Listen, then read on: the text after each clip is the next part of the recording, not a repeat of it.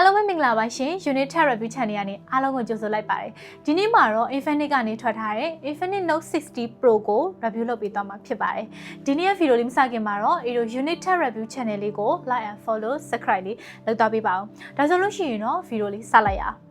ပထမဆုံးအနေနဲ့သူ့ရဲ့ design ပိုင်းကလူတိုင်းရဲ့အမြင်ကိုဖန်ဆနိုင်တဲ့ premium design မျိုးနဲ့ထွက်လာတာကိုတွေ့ရတယ်။အားလုံးမြင်တဲ့အတိုင်းပဲသူ့ရဲ့ design ကနောက်ဆုံးထွက် iPhone 17 Pro Max ရဲ့ design မျိုးနဲ့ဆင်တူတဲ့အငွေ့သက်မျိုးကိုရနိုင်ပေမဲ့ထူးခြားချက်ကတော့အနောက်ဘက်က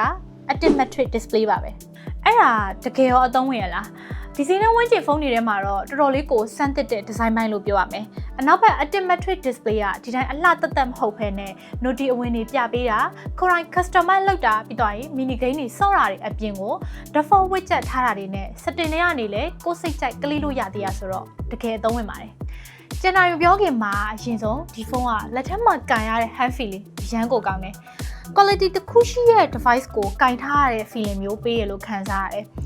။ screen size ကကြီးတယ်ဆိုပေမဲ့လုံးဝမလေးဘူး။အရန်ပေါ့နေလားဆိုတော့လည်းမဟုတ်ဘူး။ပြောချင်တာကစစ်စစ်ပန်ပန်ရှိရယ်။ဒီတောက်လျှောက်ဒီဖုန်းကိုကင်လာတာလက်ထဲမှာတောင်းလိုက်ပဲဖြစ်ဖြစ်အလျားလိုက်ပဲဖြစ်ဖြစ်လုံးဝတက်တောင့်တက်တာရှိရယ်။ဒီအချက်ကအဲ့ review မှာထည့်ကိုထည့်ပြောရမယ့်အချက်ပဲ။ဘာလို့လဲဆိုတော့တကယ်ကင်လို့ကောင်းလို့performance ဘိုင်းကိုကြည့်မယ်ဆိုလို့ရှိရင် Infinix Note series တွေမှာ Snapdragon ဘယ်တော့သုံးပါလဲဆိုပြီးတော့မင်းနေကြတဲ့သူတွေအတွက် Note 60 Pro မှာတော့ Snapdragon 7S Gen 4 4nm chipset ကိုပထမအဦးဆုံးအသုံးပြုပေးလာတယ်။ Geekbench 6နဲ့ CPU performance test ကို HCG ထားတာမှာ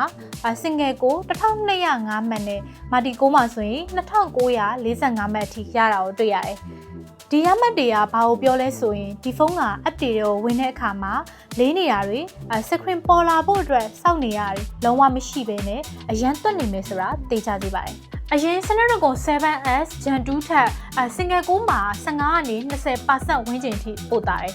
ဆိုတော့ဒီဈေးတန်းဝန်းကျင်မှာ performance ပိုင်းကတော်တော်လေးကိုကျဉ်းတဲ့စရာကောင်းပါတယ်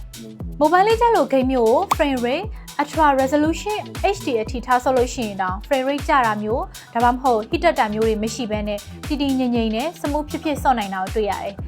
ပတ်ကြည့်လို့ game မျိုးမှာဆိုလို့ရှိရင်တော့ graphic ကို HDR X20 ထားဆော့လို့ရတယ်ဆိုတော့ game ဆော့တတ်တဲ့သူတွေအတွက်လည်းသူမှာ 3D Ice ကို Vapor Chamber Cooling System ပါဝင်တာဖြစ်လို့ game ဆော့ရင်ပို့ပြီးတော့ performance ကျတာကိုလည်းကာကွယ်ပေးပါတယ်display ပိုင်းမှာဆိုရင်လည်း 6.7 inch ရဲ့ AMOLED ကို 144Hz refresh rate နဲ့သုံးပေးထားတယ်။ 1.5K resolution ကို4500 nits pre brightness အထိရှိတာဆိုတော့ရုပ်ထွက်ကလည်းဆိုပြီးတော့မှတိကျတာကိုတွေ့ရတယ်။နေရာအောက်မှာသုံးတဲ့အခါတွေမှာဆိုရင်လည်းသူ့ရဲ့ရုပ်ထွက်ကကြည်လင်ပြတ်သားနေတော့မှာပဲ။နောက်ထပ်ကြိုက်တွေ့ရဲ့ချက်ကတော့ဘေးပေါင်ပစယ်တွေအရန်ကိုပါတယ်။ဂိမ်းဆော့တာပဲဖြစ်ဖြစ်ရုပ်ရှင်ကြည့်ရပဲဖြစ်ဖြစ် full view experience ကိုအပြည့်အဝခံစားရမှာပါ။အရှိဘက်မျက်နှာပြင်ကိုတော့ Gorilla Glass 7i ကိုသုံးပေးထားပြီးတော့ IP64 ပါတယ်။ဒီတူရဲမြင်ရဆိုလို့ရှိရင်တော့ IP67 ဒါမှမဟုတ်68လောက်တော့သုံးပေးတင်တယ်လို့ထင်တယ်။ဖုန်းတန်းရေတန်းကိုခဏရင်ရှိပေမဲ့ရေတန်းကိုပြုတ်ကြရင်တော့စိုးရင်ရနိုင်ပါတယ်။ IP rate ကိုသူ့ထက်ပိုမြင့်တာသုံးပေးရင်တော့ပိုပြီးတော့ပြည့်စုံသွားမယ်လို့ထင်တယ်။ကင်မရာပိုင်းမှာဆိုရင်တော့အနောက်ဘက် main camera ကို50 megapixel f1.6 8 megapixel f2.2 ultra wide ပါတယ်။ရှေ့ဘက် selfie မှာဆိုရင်တော့13 megapixel f2.2 ကိုသုံးပေးထားတာတွေ့ရတယ်50 megapixel main camera အစမ်းကြည့်တာအလင်းအကောင်းတဲ့အချိန်တွေမှာဆိုရင်ရုပ်ထွက်တော်တော်လေးလှတွေ့ရတယ်။8 megapixel ကတော့ပုံမှန်ပဲ။ရှေ့အောင်နောက်ကဗီဒီယိုရိုက်မယ်ဆိုလို့ရှိရင်တော့ 4K 30 fps ထိရိုက်ကူးနိုင်တယ်ဆိုပေမဲ့ stabilization ကဒီထက်ပိုပြီးတည်ငြိမ်ဖို့တော့လိုသေးရလို့မြင်မိရဲ့။အရင်ထက်စာရင်ညဘက်ရိုက်ချက်တွေမှာဒီလေးပိုထွက်လာတာတွေ့ရပေမဲ့major upgrade ကြီးမျိုးတော့မဟုတ်လောက်ဘူးဆိုတော့ဒီဖုန်းက content creator တွေလုံးဝတူထက်စားလို့ရှိရင်ကင်မရာပိုင်းကိုပုံမှန်လောက်ပဲအသုံးပြုတတ်တဲ့သူတွေအတွက်ဆိုရင်တော့ပိုကောင်းမယ်လို့အရာတော့မြင်တယ်အဲ့တို့စမ်းကြည့်ထားတဲ့ရုပ်ထွက်တွေကိုကြည့်လိုက်ရအောင်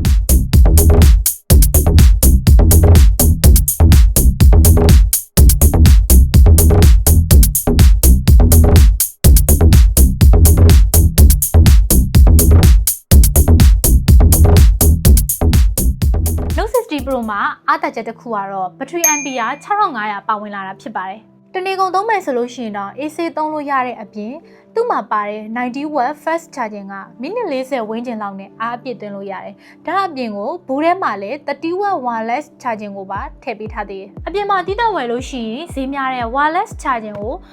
တခါတည်းရတာဆိုတော့တကယ်ကိုတန်ပါတယ်။ speaker ကတော်တော်လေးကိုအားရစရာအနေထားမှရှိတယ်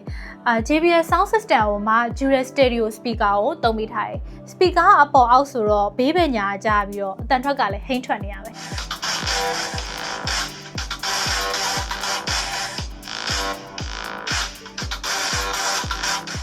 ဖုန်းရဲ့ညာဘက်မှာဆိုလို့ရှိရင်တော့ heart rate, blood oxygen, stress တိုင်းလို့ရတဲ့ sensor ခလုတ်တစ်ခုပါတယ်